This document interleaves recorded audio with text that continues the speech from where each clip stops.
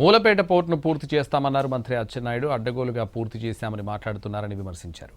R&R ప్రజలను గాలికి వదిలేశారని తప్పుబట్టారు. వారి కోసం అన్ని ఏర్పాట్లు చేస్తున్నామని తెలిపారు.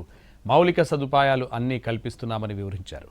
మంచో చెడో మొదలెట్టారు కాబట్టి పూర్తి చేస్తున్నామని, మూలపేట పోర్టును సందర్శించడానికి వైసీపీని ఆహ్వానిస్తున్నామన్నారు అచ్చెన్నాయుడు.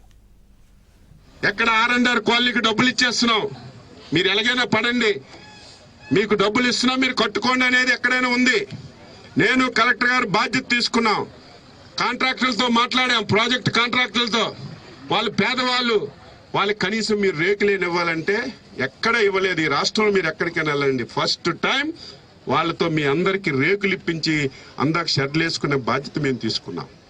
అంటే బాధ్యత గల మనుషులు, బాధ్యత గల ప్రభుత్వం ఏ విధంగా పనిచేస్తుందో మీ అందరికీ చెప్తున్నాను. మీరు మాట్లాడాలి కదా, ఎవరైనా వస్తే మీరు ప్రశ్నించాలి కదా. నేను చెప్పిన అబద్ధమైతే మీరు ప్రశ్నించండి. అచ్చెన్నాయుడు గారు మైక్ పట్టుకొని మీరు మాట్లాడుతున్నారు, ఇందులో ఒకటైనా వాస్తవం ఉందని అడగండి, ఆన్సర్ చెప్తా. ప్రతి ఓడు రావడం, ప్రతి ఓడు మాట్లాడడం, ప్రతి ఓడు విమర్శించడం అలవాటు అయిపోయింది.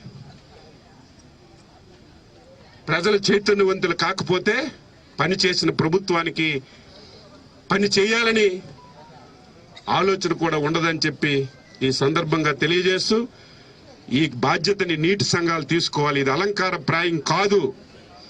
60,000 మంది ఉన్నారు. మీరు బాధ్యత తీసుకుంటే ప్రభుత్వం మీకు అన్ని విధాలా సహకరిస్తుంది.